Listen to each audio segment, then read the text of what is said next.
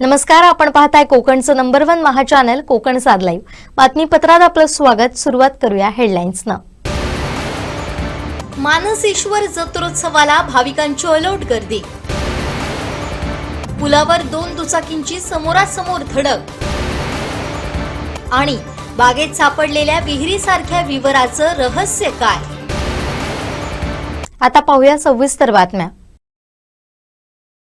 सिंधुदुर्ग जिल्ह्यातील प्रसिद्ध आणि जागृत देवस्थान श्रीदेव मानसेश्वरच्या जत्रोत्सवाला भाविकांची अलोट गर्दी पाहायला मिळाली। जत्रोत्सवानिमित्त देवाचे दर्शन घेण्यासाठी हजारो भाविकांनी आपली उपस्थिती दर्शवली। यावेळी भाविकांनी देवाला भगवे निशाण, केळी, नारळ अर्पण करत साकडं घातलं। या जत्रोत्सवाला सिंधुदुर्ग जिल्ह्यासहित कर्नाटक, गोवा, महाराष्ट्राच्या कानाकोपऱ्यातून भाविकांनी उपस्थिती दर्शवली।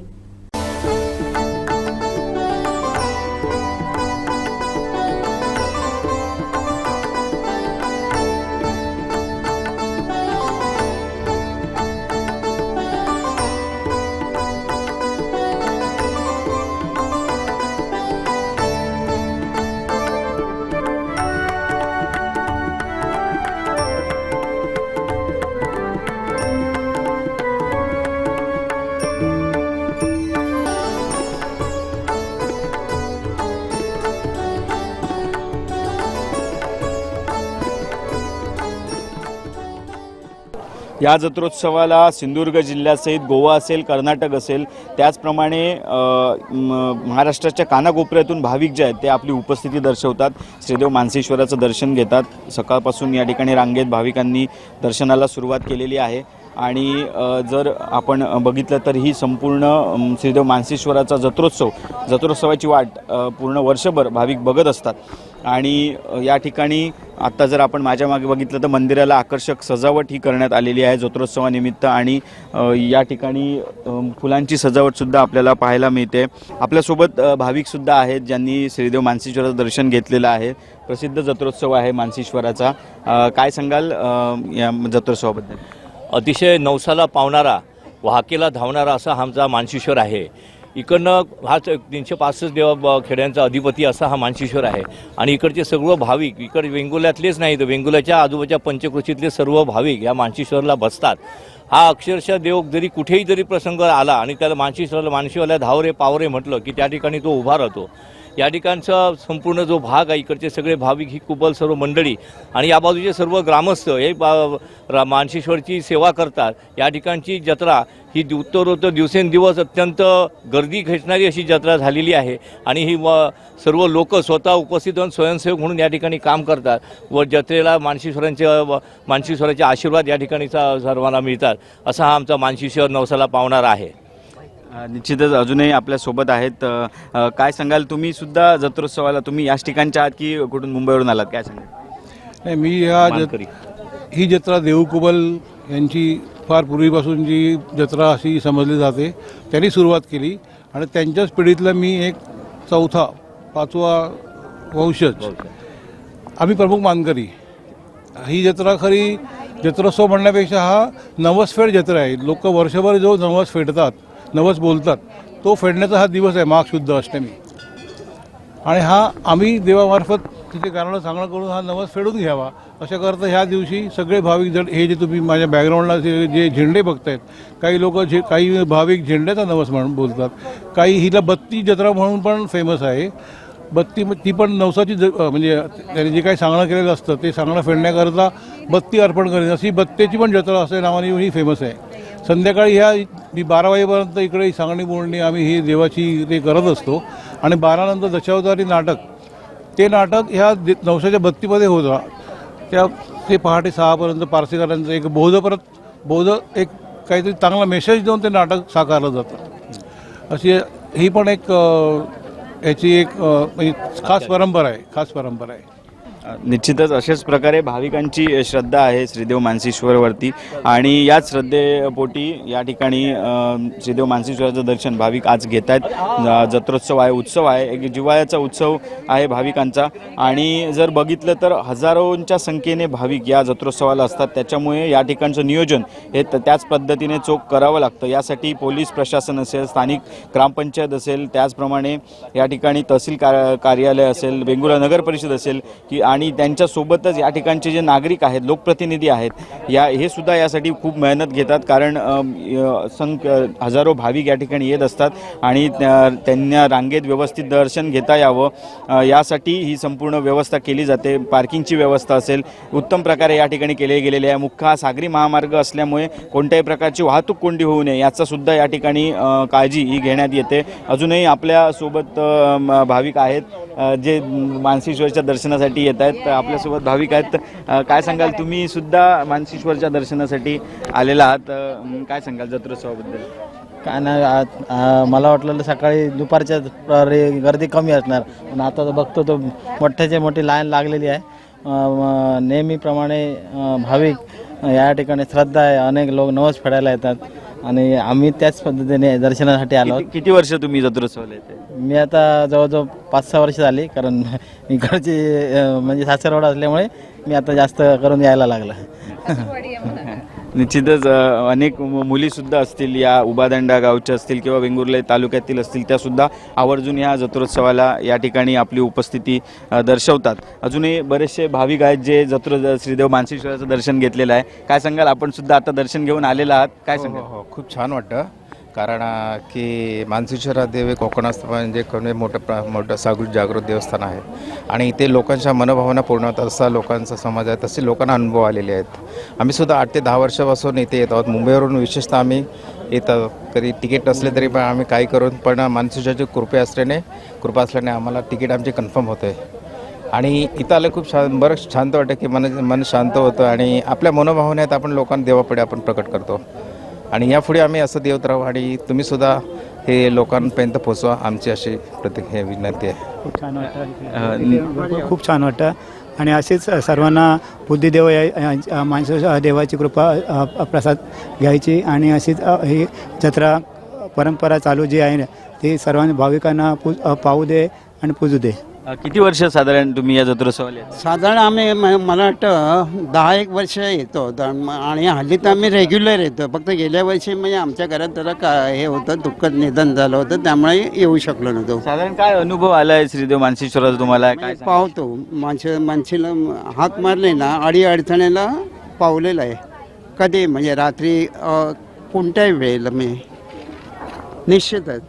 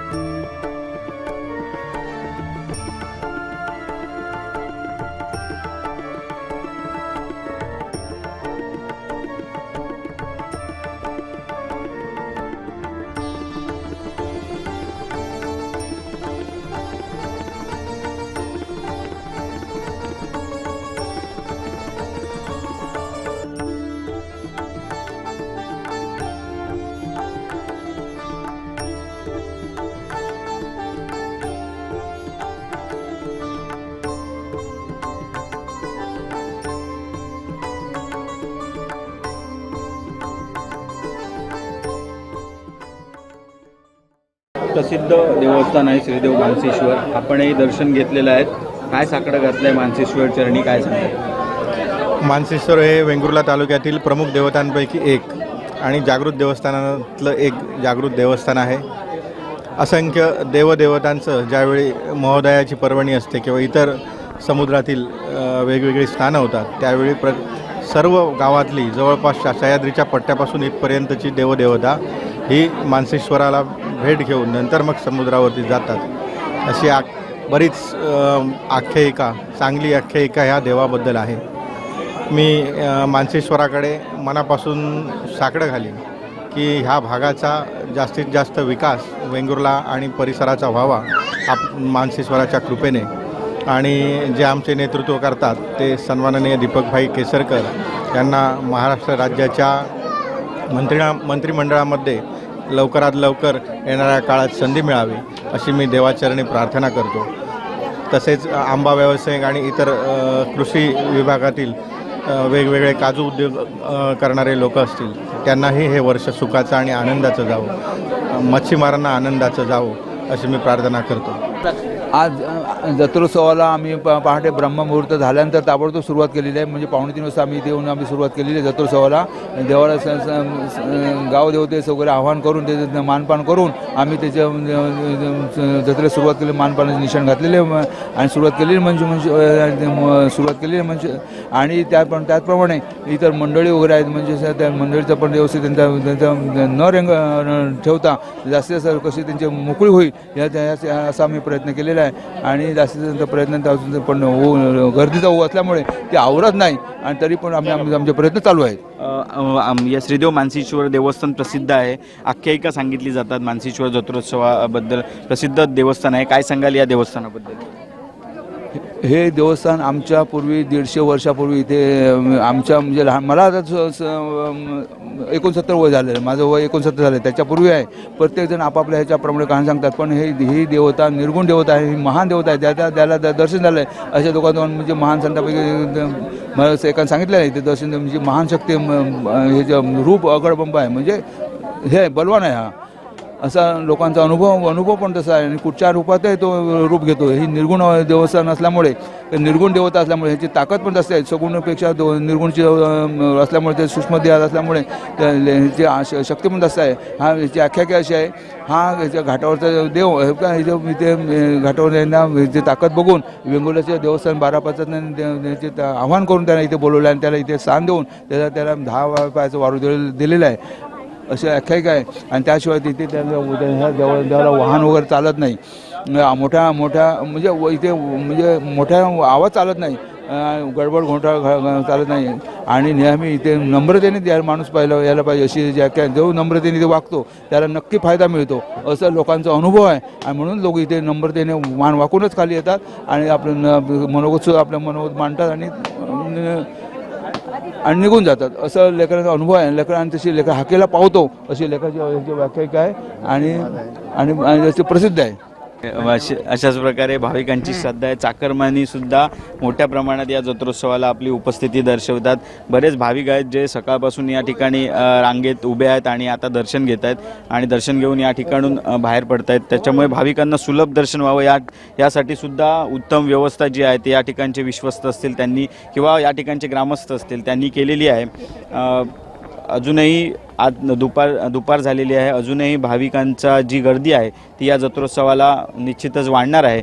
बरेचसे जे नेते मंडळी असतील, लोकप्रतिनिधी असतील ते सुद्धा या ठिकाणी दर्शन घेत आहेत. कारण या वेंगुर्ले तालुक्यातील कुठचंही राजकीय निवडणूक असेल किंवा राजकीय कोणतंही काम असेल तर प्रत्येक लोकप्रतिनिधी असेल तो मानसेश्वरच्या चरणी नतमस्तक होतो, श्रीफळ ठेवतो आणि नंतरच आपलं काम पुढे सुरू करतो. त्याच्यामुळे या ठिकाणचे स्थानिक वेंगुर्ले तालुक्यातील लोकप्रतिनिधी असतील किंवा आपल्या जिल्ह्यातील लोकप्रतिनिधी असतील ते निश्चितच या श्रीदेव मानसेश्वराचं दर्शन आजच्या जत्रोत्सवा दिवशी घेत आहेत. आणि ही जत्रा आता अजूनही गर्दी या ठिकाणी वाढणार आहे. आम्ही आपल्यापर्यंत या जत्रोत्सवाचं कव्हरेज पोहोचवत राहू. कॅमेरामॅन साहिल बागवे सहित दीपेश परब, वेंगुर्ला. भाजप जिल्हाध्यक्ष प्रभाकर सावंत जत्रोत्सवानिमित्त श्रीदेव मानसेश्वर चरणी लीन झालेत. सुख समृद्धीने जगणारा सिंधुदुर्ग बनव असं साकडं त्यांनी घातलं. देवस्थान आहे, हाकेला धावणारा असं या देवाची ख्याती आहे. आपण दर्शन घेतलं जत्रोत्सवानिमित्त, काय? नाही, खूप आनंद झाला. खरं तर खूप वर्षापासून मानसेश्वर जत्रेचं हे जे ठिकाण आहे ते बघत होतो, पण प्रत्यक्ष इथे जत्रे दिवशी येऊन त्याचं दर्शन घेण्याचा देवाचा योग आज आला आमच्या सगळ्या मित्रमंडळींमुळे आणि याच्यामुळे खूप समाधान वाटलं. आणि सिंधुदुर्ग जिल्ह्याला जो काय आध्यात्मिक वारसा आहे त्या वारसामध्ये मानसेश्वरचं एक नाव मोठं आहे. एक 24 तासामध्ये अनेक भाविक या ठिकाणी येतात आणि दर्शन घेतात. नवसाला पावणारा देव म्हणून त्याची ख्याती आहे.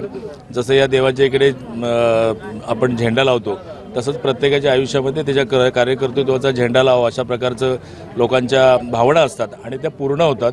आम्ही भारतीय जनता पार्टी म्हणून आमचे सगळे सहकारी मनीषजी वगैरे आहेत किंवा म्हणजे सगळी सहकारी मंडळी आहेत, तर या देवस्थानच्या परिसराचा काही विकास वेगळ्या पद्धतीने करता येईल का, लोकांना चांगल्या सुखसोयी देता येतील का यात्रे दिवशी, अशा पद्धतीचा प्रयत्न आम्ही पुढच्या काळामध्ये करू. आमचे पालकमंत्री नितेश राणेसाहेब आहेत, रवींद्र चव्हाण साहेब आहेत, मोठे राणेसाहेब आहेत. या सगळ्यांच्या माध्यमातून हा जरा परिसर थोडासा सुशोभित करून एका दिवशी जत्रेपुरतं आज नव्हे तर पर्यटन म्हणून, आध्यात्मिक पर्यटन म्हणून लोकांना नेहमी या रूटवर असलेल्या लोकांना येणं जाणं सोयीचं होईल अशा पद्धतीचा विकास करण्याचा आमचा प्रयत्न राहील. काय साकडं घातलेत श्री मानसेश्वर चरणी? नाही, साकडं काय नाही. सिंधुदुर्ग जिल्ह्यातील सगळी जनता जी आहे ती सुखी समाधानी राहावी. गेल्या 1-2 वर्षामध्ये सिंधुदुर्ग जिल्ह्यामध्ये अत्यंत चांगल्या पद्धतीचं वातावरण आहे, सगळ्याच मार्गाने आहे. लोकांचा कामधंदा, उद्योग व्यवसाय सगळ्या गोष्टी एकदम सुकर झालेल्या आहेत. भविष्यामध्ये त्या सगळ्यामध्ये चांगली वृद्धी हो, चांगली वाढ हो आणि सगळ्यांना चांगलं आरोग्य मिळो, सुख समृद्धीने जगणारा जिल्हा म्हणून सगळ्यांच्या वाट्याला हे सगळं भाग्य येवो इतकीच देवाचरणी प्रार्थना आहे. जत्रोत्सवानिमित्त जिल्हा बँक अध्यक्ष मनीष दळवी यांनी श्रीदेव मानसेश्वराचं दर्शन घेतलं. भविष्यात मानसेश्वर आध्यात्मिक पर्यटनाचा केंद्रबिंदू करण्याचा प्रयत्न करू अशी आशा व्यक्त केली आहे. आपणही दर्शन घेतलंय मानसेश्वरचं आणि या ठिकाणी आम्ही जिल्हा बँकेचा स्टॉलही पाहतोय. काय सांगा? सिंधुदुर्ग जिल्ह्यातलं एक महत्त्वाचं देवस्थान म्हणून या श्रीदेव मानसेश्वराकडे पाहिलं जातं. खरं म्हणजे या यात्रेच्या निमित्ताने 2 दिवसामध्ये लाखो भाविक या देवाच्या दर्शनाला येतात. नवसाला पावणारा असा हा देव आहे आणि ह्या परिसरामधनं अनेक वेळा आम्ही सगळ्याच राजकीय कामकाजाचं, सगळ्याच राजकीय वाटचालीचा आशीर्वाद घेऊन सुरुवात केलेली आहे. त्यामुळे आम्ही सगळीच मंडळी इथे नेहमीच नतमस्तक होत असतो आणि याच्या आशीर्वादाने आज महायुतीला घवघवीत अशा प्रकारचं यश मिळालं. प्रत्येक वेळी प्रचाराचा शुभारंभसुद्धा आम्ही वेंगुर्ला तालुक्यात याच देवाच्या दर्शनाने करतो आणि त्यामुळे याचे आम्हाला खूप आशीर्वाद सातत्याने मिळालेले आहेत आणि म्हणून त्याच्या आशीर्वादाने मिळालेलं सत्ता, त्याच्या आशीर्वादाने मिळालेला जनतेचा आशीर्वाद आणि या सगळ्याच्या माध्यमातून या भागाच्या विकासासाठी सुद्धा आदरणीय पालकमंत्री महोदयांच्या माध्यमातून आम्ही निश्चितपणे प्रयत्न करणार आहोत आणि एक आध्यात्मिक पर्यटन केंद्र म्हणून या पुढच्या काळामध्ये जिल्ह्यात एक केंद्र म्हणून विकसित होण्याच्या दृष्टिकोनातून आमचा प्रयत्न राहणार. राजकोट येथील दुर्घटनेला सार्वजनिक बांधकाम विभागाचे कार्यकारी अभियंता जबाबदार आहेत असा आरोप माजी आमदार परशुराम उपरकर यांनी केलाय. शिवाजी महाराजांचं नाव घेऊन राजकारणाची सुरुवात करतात, पण परवाच्या DPTC मध्ये शिवाजी महाराजांच्या ज्या पडलेल्या पुतळ्याचाही नावोल्लेख केला नाही, नव्याने बांधण्यात येणाऱ्या पुतळ्याचाही नावोल्लेख केला नाही. म्हणजे हे राजकारणी किंवा DPTC मध्ये चालणारे कुटुंबाची DPTC म्हणावी लागेल.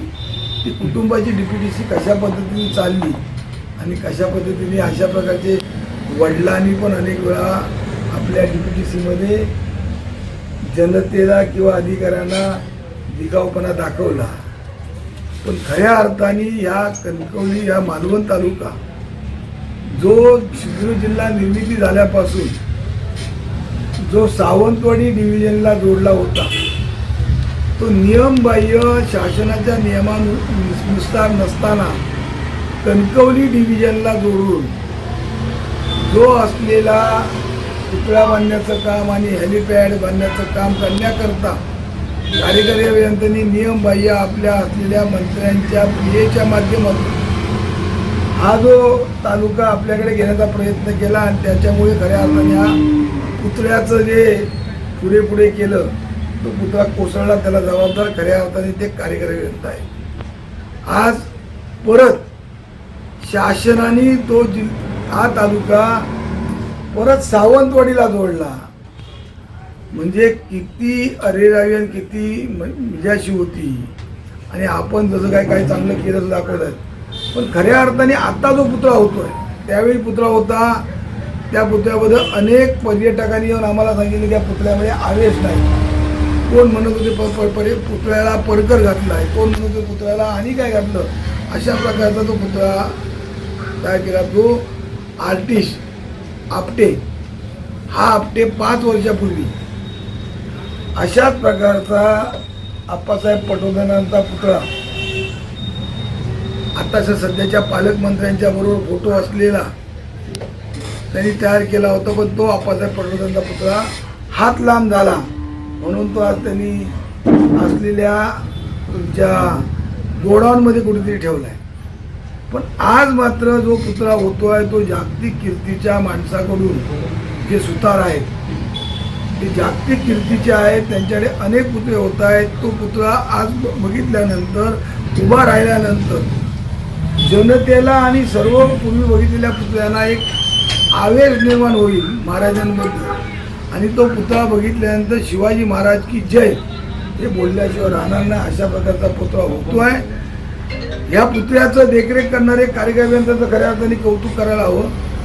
परवा मी ऐकलं की त्या असलेल्या समुद्राचं स्टील कॉन्ट्रॅक्टरनी चुकीचं केलं होतं, ते काढायला लावलं. हे पूर्वीच्या कार्यकर्त्यांनी केलं नव्हतं, दुर्लक्ष केलं, त्यामुळे झालं होतं. त्यामुळे हा पुतळा वास्तविक जे आता चाललाय फेब्रुवारी ती शासनाने खऱ्या अर्थाने घाई करू नये. मे महिने केला तरी चालेल, पण तो परत या मालवणचं नाव खराब होऊ नये म्हणून शासनाने प्रयत्न केले पाहिजे. नाहीतर शासन अशा पद्धतीचं काम करून जो पुतळा गेल्या वेळी पडला त्यात मालवण शहराचं सिंधुदुर्ग जिल्ह्याचं नाव खराब झालं आहे. तो आता पुतळा लावला जाणार आहे. त्या पुतळ्याने मालवण शहराची आणि मालवण सिंधुदुर्ग जिल्ह्याची मान उंचावेल असा पुतळा व्हावा अशा प्रकारची शासनाला आमची या माध्यमातून विनंती आहे.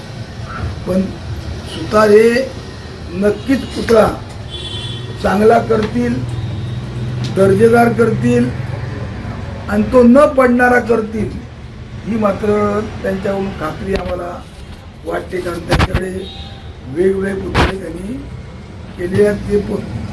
ते जे आहेत सुतार हे आपल्या जिल्ह्यातल्या सोनवडेकरांचा ज्या कलेला फॉलो करतायत. सुतार आपल्या जिल्ह्यातल्या ज्या सोनवडेकरांनी जो आपल्या कन्याकुमारीला विवेकानंदांचा पुतळा जो भर पाण्यात बसवला त्या पुतळ्याला ते फॉलो करतात. त्यामुळे तशा प्रकारचं ते ऊन पाऊस वारा याचा विचार करूनच ते पुतळा त्या ठिकाणी तयार करतील अशी आम्हाला आशा आहे. पंतप्रधान नरेंद्र मोदींनी आज कुंभमेळ्याला हजेरी लावली. यावेळी त्यांनी अमृत स्नान केलं. पाहुयात हे दृश्य.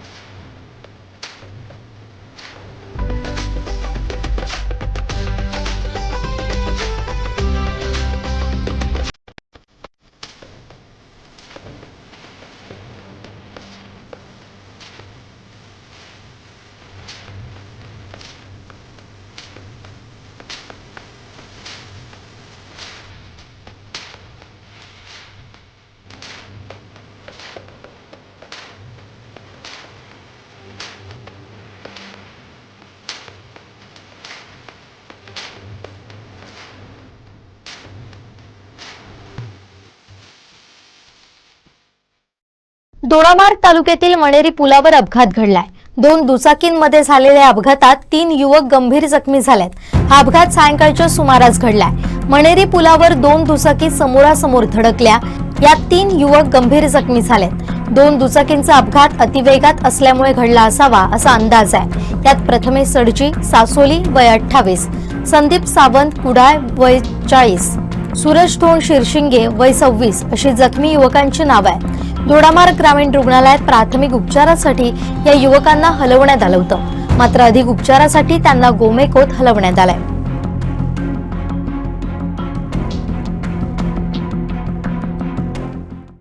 संत तुकाराम महाराजांचे वंशज आणि प्रसिद्ध व्याख्याते शिरीष महाराज गोरे यांनी आपली जीवनयात्रा संपवल्याची धक्कादायक माहिती समोर आली आहे. हरिभक्त परायण शिरीष महाराज हे संत तुकाराम महाराज यांचे 11वे वंशज होते. त्यांच्या निधनानं संपूर्ण वारकरी संप्रदायावर एकच शोककळा पसरली आहे. या घटनेमुळे श्री क्षेत्र देहू इथं एकच खळबळ उडाली आहे. त्यांनी हे टोकाचं पाऊल का उचललं याबाबत अद्याप कुठलीही अधिकृत माहिती नाही. या प्रकरणी मिळालेल्या माहितीनुसार शिरीष महाराज यांनी आर्थिक विवंचनेतून हे टोकाचं पाऊल उचलल्याची माहिती मिळते. मंगळवारी रात्रीच्या सुमारास उपरण्याच्या सहाय्यानं त्यांनी गळफास लावून घेतल्याची माहिती आहे. राष्ट्रीय स्वयंसेवक संघाचे प्रचारक तसेच शिवशंभू प्रतिष्ठानचे अध्यक्ष, प्रखर हिंदुत्ववादी विचारवंत अशी शिरीष महाराज मोरे यांची ओळख होती. याबाबत मिळालेल्या माहितीनुसार शिरीष महाराज मोरे यांनी सकाळी त्यांच्या राहत्या घरी आकस्मिक निधन झाल्याची माहिती समोर आली, परंतु त्यांनी प्रथमदर्शनी आत्महत्या केल्याचं समोर येत आहे. याबाबत अधिकृत माहिती समोर आलेली नसली तरी चर्चांना उधाण आलंय. नुकतंच त्यांचं लग्न देखील ठरलं असल्याची माहिती समोर आली आहे. शिरीष महाराज मोरे यांनी आर्थिक विवंचनेतून ही आत्महत्या केल्याची प्राथमिक माहिती पोलिसांकडून देण्यात आली आहे. याबाबत देहू रोड पोलिसांनी माहिती दिली आहे. हबप शिरीष मोरे महाराज यांच्या पार्थिवावर दुपारी 4 वाजता वैकुंठ स्मशानभूमी इथं अंत्यसंस्कार करण्यात आले. महाराष्ट्र आणि गोवा राज्यातील भाविकांचे श्रद्धास्थान असलेल्या सावंतवाडी शहराचं जागृत देवस्थान 365 खेड्यांचा अधिपती असलेल्या श्रीदेव उपरलकर देवस्थानचा वार्षिक अभिषेक पूजा सोहळा गुरुवारी 6 फेब्रुवारी 2025 ला साजरा होणार आहे. या कार्यक्रमाला भाविकांनी उपस्थित राहावं असं आवाहन श्रीदेव उपरलकर देवस्थानचे मानकरी विद्याधर नाईक शितप आणि शुभम नाईक शितप यांनी केलंय. हे सालाबाद प्रमाणे उपरलकर देवस्थान, सावंतवाडी संस्थान, रत्नागिरी जिल्हा, त्याप्रमाणे या रत्नागिरी जिल्ह्यामध्ये आज तुमच्या सहजे दिसणारे उपरलकर देवस्थान हे मशानभूमीमध्ये आहे. तर सालाबाद प्रमाणे त्यांचा दर फेब्रुवारी महिन्याच्या पहिल्या आठवड्यामध्ये गुरुवारी त्या लेकराचा वाढदिवस असा साजरा दरवर्षीप्रमाणे होतो. तर आज जे काय आपण देवतेची सेवा करतो आणि जे काय प्रतिवर्षा देवतेचा उत्सव करतो तो त्याप्रमाणे देवतेचं आता कामकाज चालू आहे. तरी भक्तगणांनी गुरुवारी 6 तारीखला तीर्थप्रसादाचा लाभ घ्यावा ही मी तुमच्याकडे विनंती करतो. सामाजिक बांधिलकी प्रतिष्ठानकडून शहरातील 60 धोकादायक गतिरोधकांवर पांढरे पट्टे आणि रस्त्यावरील ग्रीड साफ करून रस्ते पूर्ववत करण्यात आले. सामाजिक बांधिलकी प्रतिष्ठानकडून झिरो अपघात मिशन यशस्वी करण्यासाठी प्रयत्न सुरू आहे. प्रतिष्ठानच्या माध्यमातून शहरात रात्री आणि पहाटेच्या सत्रात दुसऱ्या टप्प्यात शहरातील विविध ठिकाणी 60 धोकादायक गतिरोधकांना पांढरे पट्टे मारण्यात आले. तसेच गांधी चौक भारतमाता हॉटेल समोर रस्त्यावरील धोकादायक ग्रीड साफ करण्यात आली आहे. या उपक्रमाचं जीवनरक्षा वैद्यकीय प्रतिष्ठानचे अध्यक्ष राजू मसूरकर आणि युवा रक्तदाता संघटनेचे अध्यक्ष देव्या सूर्याजी यांनी कौतुक केलं. नगर परिषदेचं काम सामाजिक बांधिलकी करत असून त्यांचा आदर्श घ्यावा असं मत मसूरकर यांनी व्यक्त केलंय. सावंतवाडी नगरपालिका हद्दीमध्ये आज जे सामाजिक बांधिलकीचे रवी जाधव व त्यांचे सहकारी सर्व मित्र जे आज सावंतवाडीमध्ये स्पीड ब्रेकरचे काम जे मारतायत आणि स्वखर्चाने त्यांच्या सर्व टीमने हे संपूर्ण काम सुरू केलेलं आहे. आणि स्वतः साधारणपणे हे साधारणपणे स्पीड ब्रेकर सावंतवाडी शहरामध्ये आहेत. आणि हे काम नगरपालिकेने खरं केलं पाहिजे. असे लोकांना सावध होण्यासाठी दृष्टीने हे लोक काम करतायत आणि हा उपक्रम राबवत आहेत. महत्वाची गोष्ट असं करणं ही साधी गोष्ट नाही. रवी जाधव हे स्वतः MA एमफिल आहे. तर महत्वाची गोष्ट एवढे शिकलेला ग्रॅज्युएशन म्हणून मी थक्क होतो की एवढं हे बाबा आमटे सारखं काम, त्याच्यानंतर बाबासाहेब आंबेडकर सारखं काम, म्हणजे हे लाजिरवाणी गोष्ट आहे की आजकालच्या तरुण पिढीला हे सगळं माहिती झालं पाहिजे. हे नगर देवासूर्याजी पासून सगळं जे त्याच्याबरोबर सगळे मदतीला असतात, सर्व काम करतात. सर्व समाजातली माणसांनी अशा पद्धतीने काम केलं तर चांगली गोष्ट होऊ शकते. नगरपालिकेला मी बऱ्याच वेळा सांगितलं की तुम्ही स्पीड ब्रेकरला कलर मारा, साफसफाई करा. एकामेकाच्या अंगावरती कर्मचारी ढकलतात, हे माझं काम नाही, ते आमच्या कॉन्ट्रॅक्टरचं काम नाही, हे आमचं नाही, अशा पद्धतीने वागणं हे फार चुकीचं आहे. कारण ही परमेश्वर शक्ती आहे आणि परमेश्वर शक्ती एक काम बघत असतो, मोजमाप करत असतो. कारण हे जे काम करत असतात हे पुण्य काम आहे. आता हे तरुण लोक त्याच्याबरोबर सहकारी मिळाले, कदम आहेत, हे पुढाकार, हे सगळे त्यांचे सहकारी आहेत, हे काम करतायत. परमेश्वर यांचे बघतो. कारण आता एखादा माणूस पडला तर रात्रीच्या वेळी साधारणपणे सरकारी हॉस्पिटलमध्ये आणि त्याच्याबरोबर 100 माणसं, त्याच्याबरोबर कार्यकर्ते, त्याच्याबरोबर तिथले रहिवासी तिकडे येतात आणि त्यामुळे डॉक्टरांसह मनस्ताप होत असतो. अनेक लोक पण काही आघात होतात, त्याच्यानंतर काही फ्रॅक्चर होतात, काही वेळा कधी मणक्याला मार लागलं तर मणक्याला मारलं तर 6-6 महिने उठत नाही.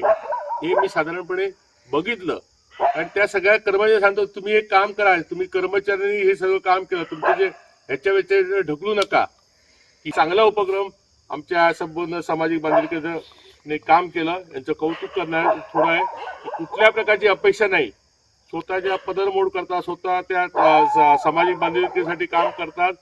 अनेक वेळा बघितलं तर हॉस्पिटलला की साधारणपणे अशी रस्त्यावरती पडलेली माणसं तुला बघतोय, ते रस्त्यावरती पडलेले माणसं, वृद्ध लोक असतात, अनाथ असतात, त्यांना सुद्धा ह्यांची टीम आहे, ती आणून त्यांना सगळं आंघोळ बिंगोळ घालून परत हॉस्पिटलमध्ये ठेवतात. डायरेक्ट आणून सोडत नाही. आमच्या हॉस्पिटलला, सरकारी हॉस्पिटलला जे आहे ना ते तशा पद्धतीने करतात. हे कितीतरी कौतुकास्पद आहे. अनेक वेळा त्या हॉस्पिटलला सुद्धा अनेक ह्या ट्रस्ट माध्यमातून त्यांनी मदत केली. वेगवेगळ्या प्रकारचे आम्हाला वस्तू दिली आमच्या सरकारी हॉस्पिटलला, उपजिल्हा रुग्णालयाला, आणि वस्तू दिल्यानंतर ते पैसे मिळतात ना ह्याच्याकडनं, गव्हर्नमेंटकडनं, पण ते वेळ मिळायला 1 वर्षभर साधारणपणे लागतो कुठली मागणी केल्यानंतर. अशा पद्धतीने सुद्धा हे काम करतात. मी रवी जाधव व त्यांच्या सहकाऱ्यांचं सगळं अभिनंदन करतो आणि देवा सूर्याची आणि हे सगळे त्यांची टीम आहे, सगळं जे काम करतात त्याच्यामध्ये चांगलं गोष्ट आहे. अशा प्रकारे सर्व नागरिकांनी पुढाकार घेऊन असं जर कौतुकास्पद काम केलं तर कुठला आपला देश पाठीपुढे, आणि हा आदर्श संपूर्ण जिल्ह्यातल्या लोकांनी घेतला पाहिजे. अशा पद्धतीने काम सर्वांनी केलं पाहिजे. सामाजिक बांधिलकी प्रतिष्ठानचे अध्यक्ष प्राध्यापक सतीश बागवे, उपाध्यक्ष प्राध्यापक शैलेश नाईक, लक्ष्मण कदम, रवी जाधव, समीरा खलील, सुजय सावंत, युवराज राऊळ, गौरव राजपूत यांनी हा उपक्रम यशस्वीरित्या पार पाडण्यासाठी परिश्रम घेतले आहेत. शहरातील जनतेकडून सामाजिक बांधिलकी प्रतिष्ठानच्या या उपक्रमाचं कौतुक होत आहे. स्वच्छ शहर आणि सुंदर शहर बनवण्यासाठी हातभार लावणं तसेच समाजहिताचं उपक्रम सातत्यानं राबवणं हेच एक सामाजिक बांधिलकीचं उद्दिष्ट असणार आहे, अशी प्रतिक्रिया सामाजिक बांधिलकी प्रतिष्ठानचे रवी जाधव यांनी दिली आहे. बेटी बचाओ बेटी पढाओ संदेश देत जिल्हा महिला पोलिसांकडून सिंधुदुर्ग नगरीत बाईक रॅली काढण्यात आली. विधी सेवा प्राधिकरण सचिव न्यायमूर्ती संपूर्ण कारंडे यांनी या रॅलीला हिरवा झेंडा दाखवलाय.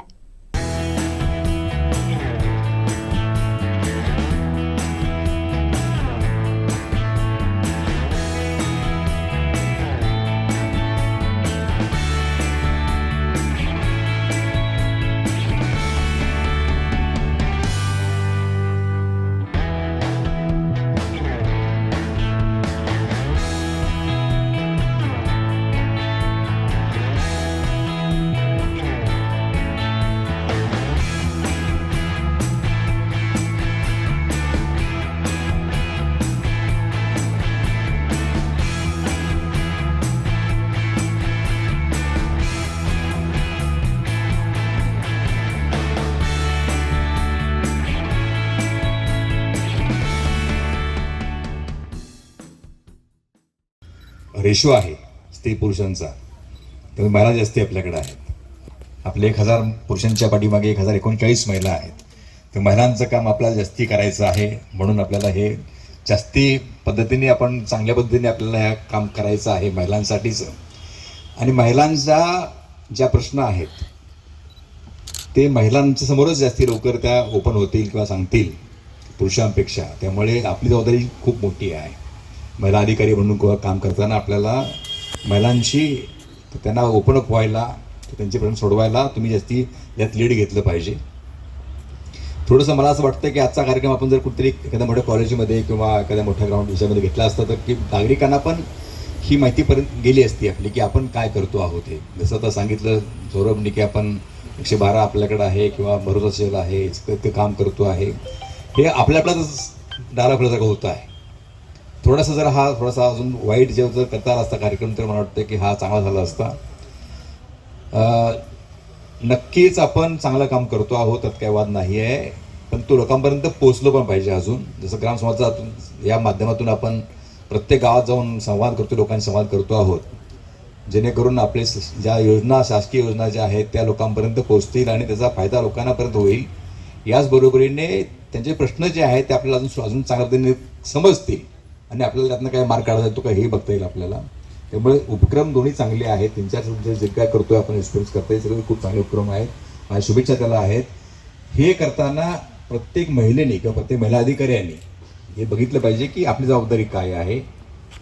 आपण नियमाने काम करतो का, कारण आपण देशासमोर किंवा नागरिकांसमोर आपण जेव्हा जातो आहे आपण कुठला नियम तोडत नाही ना, कारण तो फार महत्त्वाचा भाग आहे. आपण नियम तोडायचे नाही, लोक सांगायचे नियम पाळा म्हणून, हेही बरोबर नाही आहे. त्यामुळे आपण नियमाने काम केलं पाहिजे. आपण नियमाच्या चौकटीत आपल्याला काम करता आलं पाहिजे. ती फ्रेम आपण तोडता कामाची नाही. आणि हे करून आपल्या लोकांना न्याय देता कसा येईल हे जर बघितलं तर मला वाटतं की आपल्या ह्या जी रॅली केली त्याचा आपला फायदा होईल असं मला वाटतं. ऐतिहासिक वारसा लाभलेल्या साळशी गावात रहस्यमयी असे अद्भुत विवर सापडलाय. हे विवर सुमारे 7 फूट खोल असून विहिरीसारखे मोठ्या गोल आकाराचे आहे. देवगड तालुक्यातील ऐतिहासिक वारसा लाभलेलं साळशी गाव, या गावात हे रहस्यमयी असं विवर सापडलंय. शुक्रवारी 31 जानेवारीला सरमळेवाडी येथील निवय भागात गणपत उर्फ बाळा नाईक यांच्या काजूबागेत हे अद्भुत विवर दिसून आलं. सद्यस्थितीत सुमारे 7 फूट खोल विहिरीसारखं मोठ्या गोलाई आकाराचं हे विवर असल्याचा अंदाज आहे. आता भरपूर प्रमाणात माती साचल्यामुळे या विवराची खोली आणखीन खोलवर वाढू शकते. यामध्ये दोन्ही बाजूला 2 मोठे होल असून ते कुठपर्यंत गेलेत याचा अंदाज आता लावता येत नाहीये. या जमिनीचे मालक बागायतदार गणपत उर्फ बाळा नाईक यांच्या बागेतील साफसफाई करताना याचा शोध लागला. एका कामगाराचा या बिळावर अचानक पाय पडल्यानं हे विवर लक्षात आलं.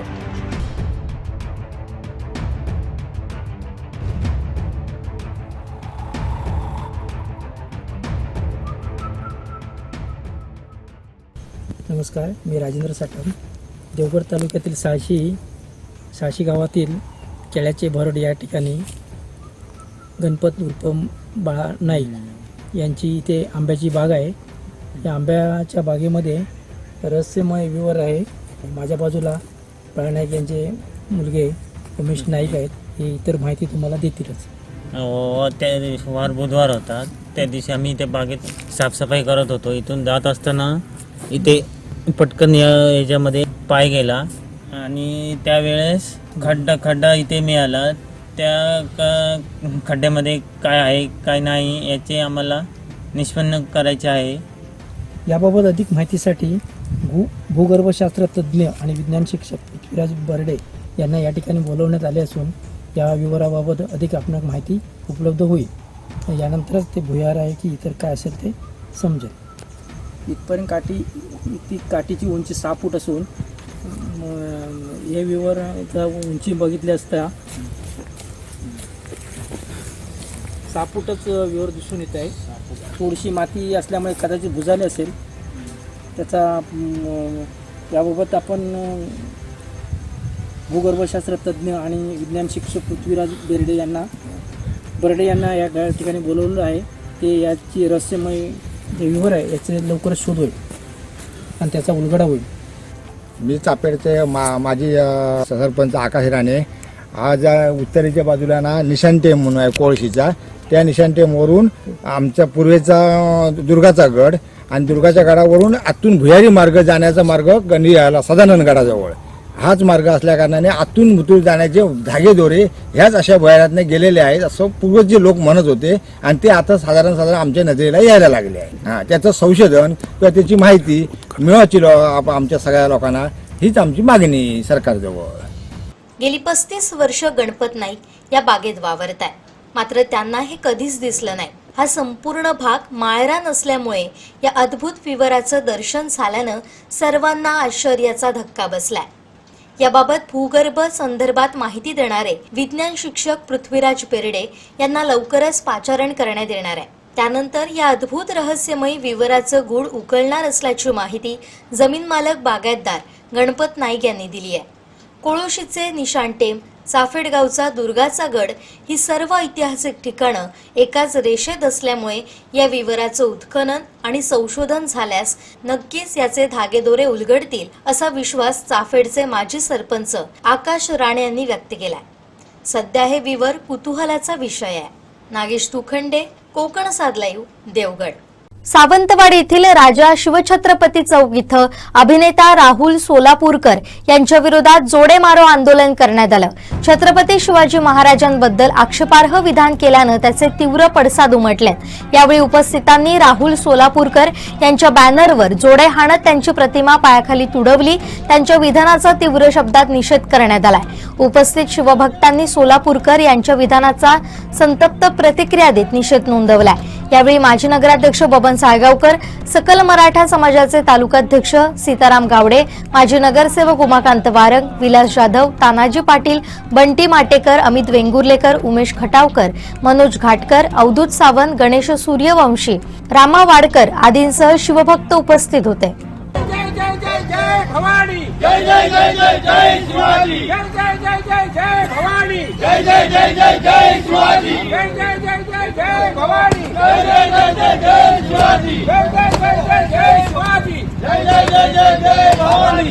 अखंड हिंदुस्थानचे आराध्य दैवत आणि आमचे श्रद्धास्थान छत्रपती शिवाजी महाराजांबद्दल जो कोणी अपशब्द बोले, कोणी असू दे, तो त्याचा 100% निषेध होणारच. त्याला जुत्याने आम्ही मारणारच, चपलाने नाही जुत्याने मारणार. आणि राहुल सोलापूरकर प्रत्यक्ष इथे कधी दौरा केला तर 100% त्याच्यावर जोडे त्याला काळा फसणार. या सिंधुदुर्गात त्याला नो एंट्री राहुल सोलापूरकर. त्यांनी माफी मागू दे, काही करू दे, परंतु कोणाच्या तरी सांगण्यावरून हे 100% त्यांनी केलेलं आहे. हे आता समोर येत आहे. राहुल सोलापूरकरने एक ध्यानात घ्यावं, जर या हिंदुस्थानात राहायचं असेल तर छत्रपतींचा आदर हा केलाच पाहिजे. जर हिंदुस्थानात राहायचं नसेल, पाकिस्तानात जायचं असेल तर त्यांनी पाकिस्तानात जावं. पण हिंदुस्थानात राहून जर छत्रपतींबद्दल कोणी अवमानकारक बोलत असेल तर त्याला आम्ही सोडणार नाही. त्याची जागा 100% त्याला दाखवलीच जाणार. या ठिकाणी आज सर्वांनी मिळून या ठिकाणी आम्ही आज राहुल सोलापूरकरला जोडे मारा आंदोलन, त्याला पायाखाली असं तुडवलं. प्रत्यक्ष भेटला तर 100% तुडवणार. आम्ही परिणामाची चिंता करणारे मावळे नाहीत. आम्ही परिणामाला सामोरं जायला तयार असतो. त्यामुळे राहुल सोलापूरकरने ध्यानात ठेवावं,